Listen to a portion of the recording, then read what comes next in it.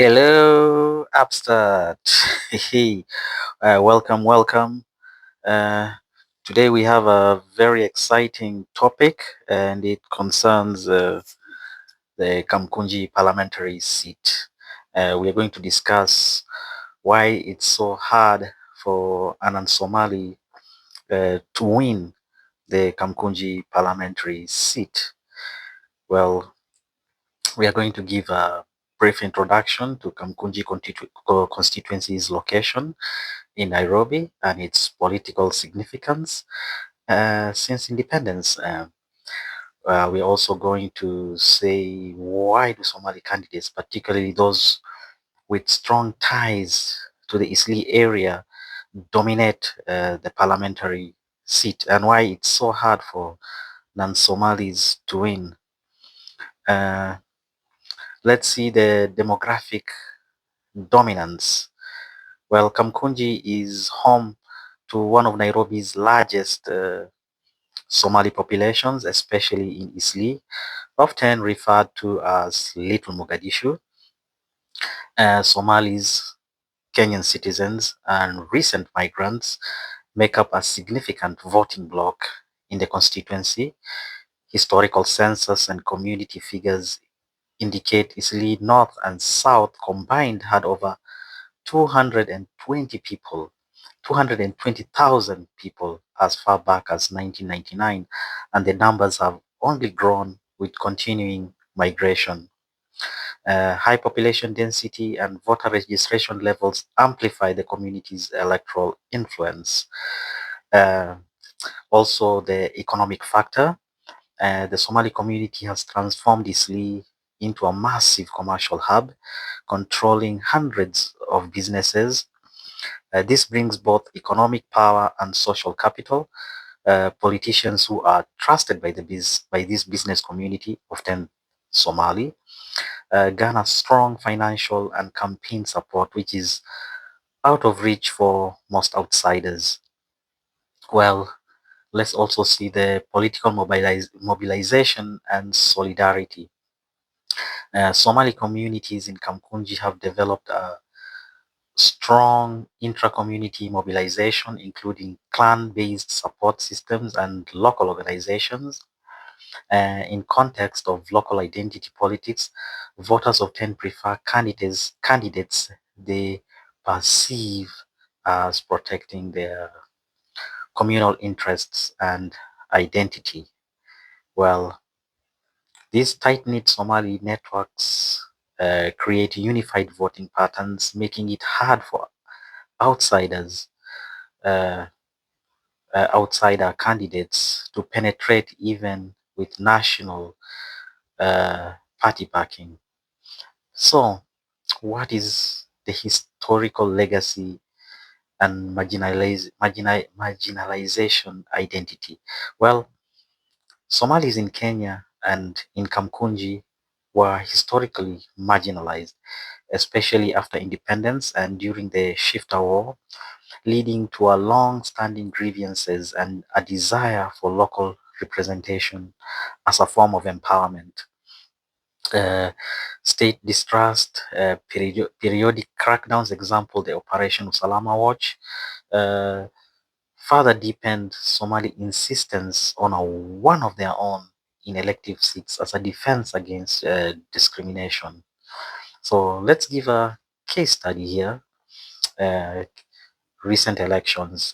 Since 2011, Yusuf Hassan Abdi, a Somali Kenyan, has held the seat through several elections, dominating both major party and independent challengers of non-Somali backgrounds by large margins. Past attempts by non-Somali candidates, even with party backing, have consistently failed, partly due to the block vote nature of Somali electoral participation. Uh, the challenges faced by non-Somali candidates. Well, non-Somali candidates often lack local connections, linguistic fluency, and a grasp of the concerns specific to Somali residents.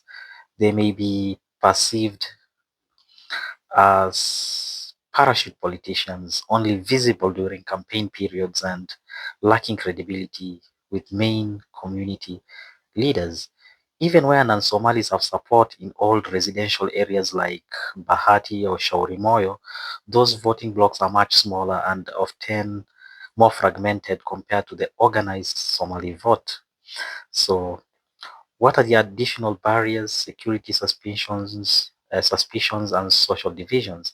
Well, increased ethnic and sectarian polarization, especially after the 2011 terror attacks and Kenya's Somali interventions, has led to suspicion between communities and reinforced communal voting along identity lines.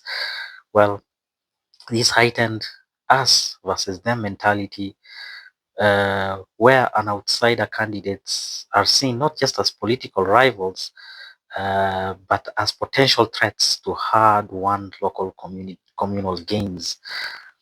So, can an Somali ever win Kamkunji?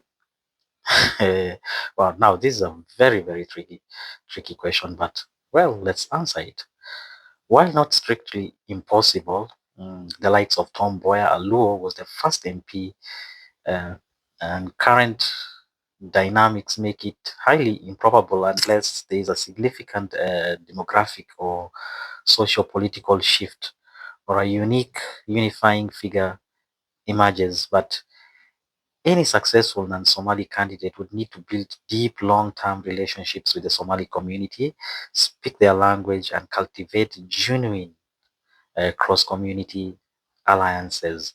So, what are the lessons and reflections?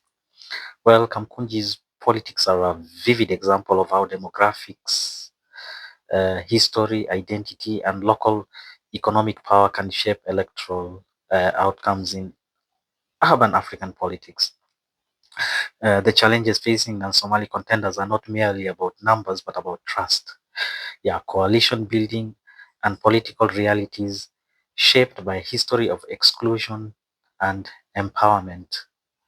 So the historical factors are also very important because these factors contributing to non-Somalis struggling to income Kunji parliamentary seat are deeply rooted in the legacy of colonial and post-colonial developments, ethnic identity, politics, socio-political marginalization of the Somali community in Kenya. Yeah, so let's see the colonial administrative policies and marginalization. Yeah, Kamkunji lies at the heart of Eastleigh and surrounding estates that became home to a concentrated Somali population, many of whom migrated from Kenya's northeastern region and beyond. During the British colonial rule, the Northern Frontier District, NFD, inhabited by predominantly Somalis, was treated as a closed district to control movement and political expression of Somalis. This created a long-term perception of Somalis as outsiders and second-class citizens. They were marginalized from mainstream Kenyan political and economic life. Their strong territorial and communal identity was a consequence of these colonial policies that resisted integration.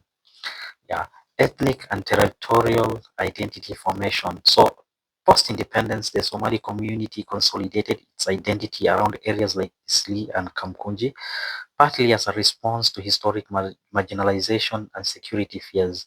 As many Somalis had strong cross-border ties with Somalia, questions about their Kenyan citizenship and loyalty persisted, pushing the community to politically unify for self-representation and protection of their interests.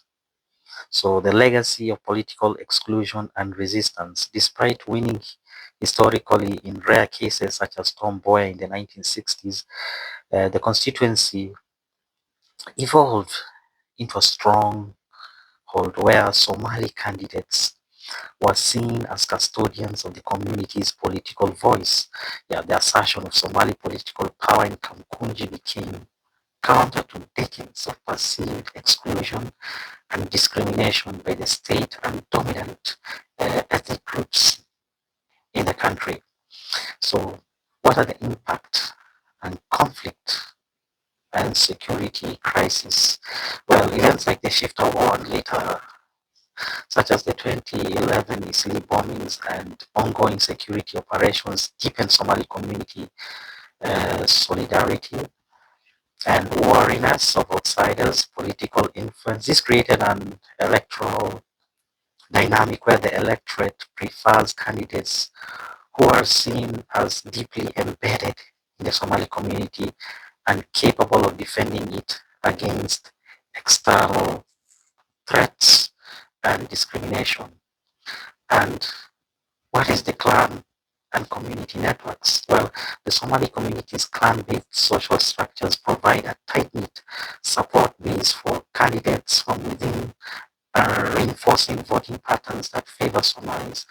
Non-Somali candidates often find it difficult to build similar networks, which are crucial for mobilizing votes in Kamukunji.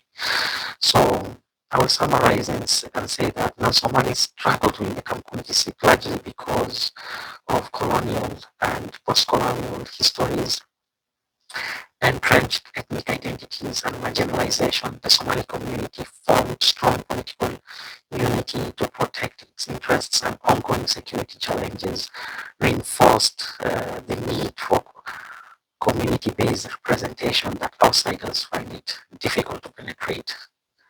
So if you enjoyed the video, please like, subscribe, and share. And thank you. See you in the next one.